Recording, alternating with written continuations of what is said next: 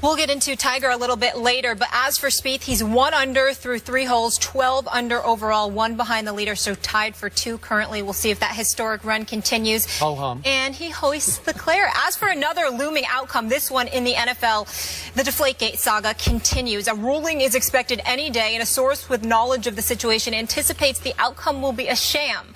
According to Pro Football Talk's Mike Florio, Pats wideout Julian Edelman weighed in on how Brady is handling the situation. He's, quote, fired up. We'll say that. You don't want a mad Tom Brady. He's a little ticked off. Brady on a mission, Stephen A. Smith. Never a good thing. How will this play out? Well, listen, here's the reality of the situation. For most of us, I've been on the record. Skip and I disagree in terms of the punishment because I think it was valid. Obviously, Skip did not think so. And obviously, he's hell-bent on this notion that Tom Brady is going to fight to the death. He's not going to accept any games in terms of a suspension for Deflategate. My position is clear. I think Deflategate, in my opinion, is much ado about nothing. I don't give a damn if Tom Brady was throwing Nerf footballs out there. It didn't stop the Patriots' greatness. It didn't stop him from ramrodding the Indianapolis Colts in that AFC Championship game, outscoring them 28-0 in the second half. It didn't stop any of that from transpiring. So the greatness of Tom Brady is not to be brought into question. But that's from little old me, who did not play in the National Football League. When you talk to players present and former who go against the New England Patriots or have gone against the New England Patriots, and I have spoken to many of them, they feel emphatically different about it. They feel that he tried to gain a competitive advantage. They thought that he was relatively unfair, and that they were all happy that the NFL has been willing to bring attention to his apparent transgression. But in the end, I was glad because on Mad Dog Sports Radio, where I have my show every weekday from 1 to 3 p.m. Eastern Standard Time, Jamie Dukes, you know, for the NFL Network, former NFL player, friend of mine, great guy, by the way. Your former colleague, colleague at the NFL Network as well, Molly. Jamie pointed out on SiriusXM this weekend, he kept reminding us, and I'm going to echo his sentiments. Tom Brady wasn't suspended for, deflated footballs. Tom Brady was deflated for not cooperating with the NFL in the NFL's eyes, according to Troy Vincent, according to Commissioner Goodell.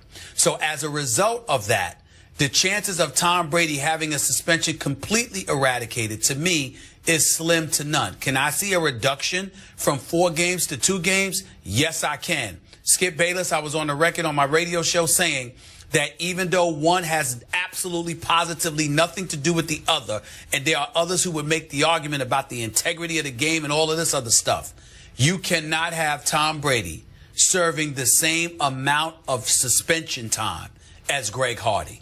Because even though one has nothing to do with the other, because the suspensions in terms of the time allotted would be equal, both of them having 4 games, you can't do that to Tom Brady. You have to reduce that suspension. But outside of that, as long as the NFL maintains consistency, that he was primarily suspended because we had an investigation and we don't believe he was cooperative, and that is not a game that we are playing, I don't think that you get the 4-game suspension completely omitted and eradicated. I think it gets diminished to 2 games, but I think that that's about it. And they're going to lean on the fact that he was uncooperative, which is what I believe the player was alluding to when they said that it would be a sham, because the league is going to lean on his uncooperative ways as justification. And I don't think Tom Brady can fight that. You keep harping on he wasn't cooperative. Could you please? They said that. Yeah, they said that, but you're hanging on to that. Yes, I am. I want to define. Ultimately, I hope this does go to court and we get to define what uncooperative was, because Tom Brady's going to speak out on this. He's holding his tongue until it really counts in a court of law, although he did go through the appeals process. Again, source I think close to him is saying it was a sham process.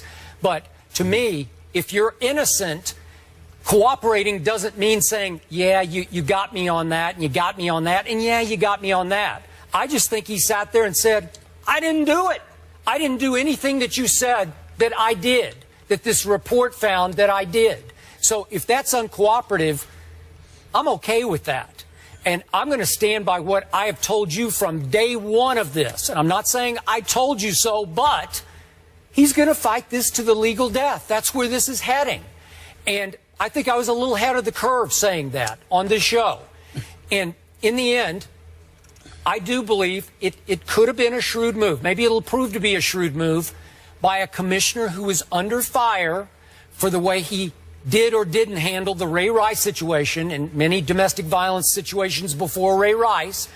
I think he chose as his target to sort of reassert his authority and his power, his strength, the golden boy, Tom Brady, clean as a whistle to date, and said, hey, I'm going to take him on and I'm going to, quote unquote, take him down on Deflategate just to show I'm still in charge and I'm going to reassert my position, which a lot of people were wondering about his position. I wondered about his position. Should he continue as the commissioner?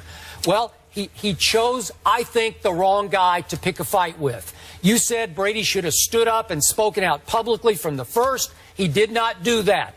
You held that against him all along. He didn't take his opportunity, obviously, when he did his speaking engagement. Where was it? Salem State or whatever? Salem? Whatever Salem State, Massachusetts with Jim Gray. Yes. Yeah. And he didn't take his opportunity even before the Super Bowl to stand up and say, no, I didn't do it. I'm saying he was biting his tongue to take it to court. The NFLPA is now on the record. They will help him take it to court. So I'm not sure how this is going to play out, because if Tom Brady's legal team has made it clear to Goodell's legal team, we are going to go to court with this. I'm not sure Roger will reduce this at all. He might just hang right in there with 4 games because it won't do much good to reduce it. My initial thought was he'll reduce 2 games, maybe 1, maybe 2, just to say, okay, I'm going to do this, and you make a great point about Greg Hardy. But in the end, I think Brady and company, legal team, just biding their time, waiting, because they're going to try to get an injunction to allow him to play in game 1 this year if, in fact, he's suspended for 2 or 3 games. Well, let's be clear about a couple of things here. You need to be clear about what do you mean fight to the death, because we all know that Tom Brady is going to fight. We all know that he's not going to be satisfied unless all 4 games are eradicated and he doesn't get to miss a game this season. We understand that.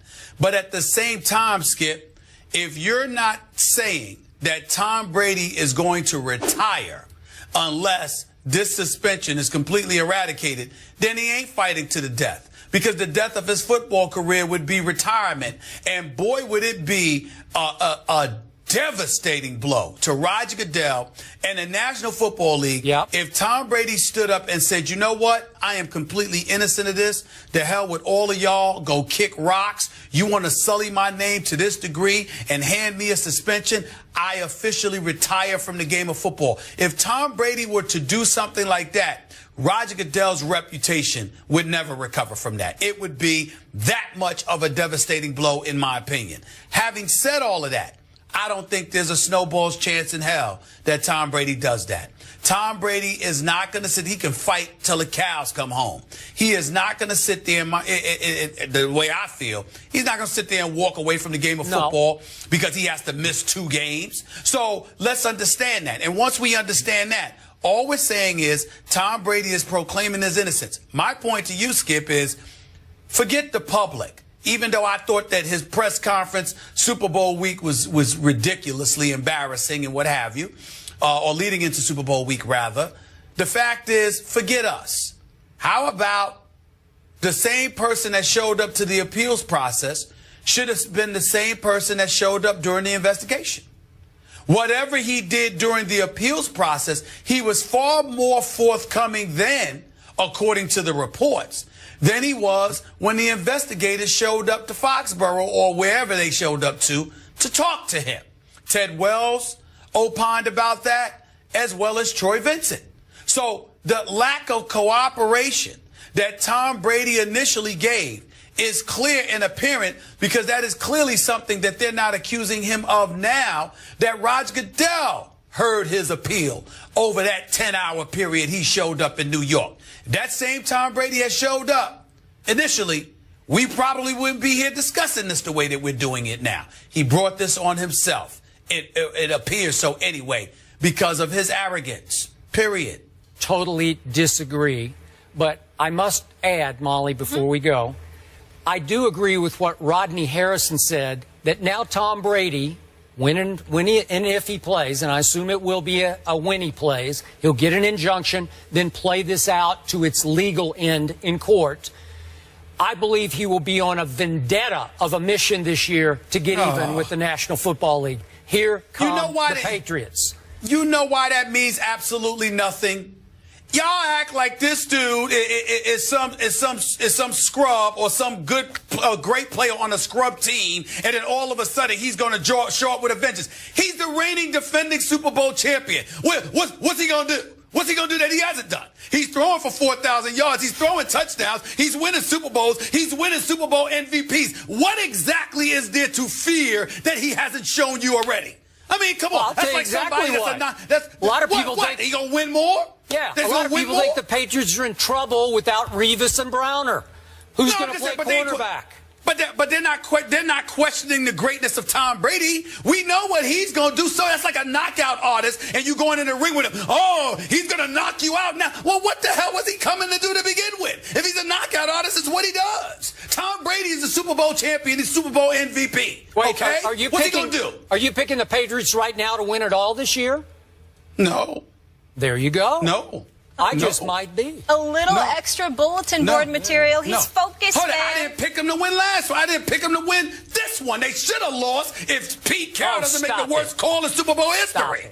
Let's You should have lost that one. Let's not go there. We're not done with Brady, though, Skip. In that paper right there, there's some rankings that came out, and you might be surprised where he lands. We'll discuss that coming up. And we also have a point guard on the move. We'll make sense of that trade in the Wild Wild West up next. And thanks for starting another sports week with us. Plenty of topics for us to get to on this Monday. Stay on track with today's show topics. All you have to do is go to our Instagram page, where you can also leave your takes. Hit us up on IG.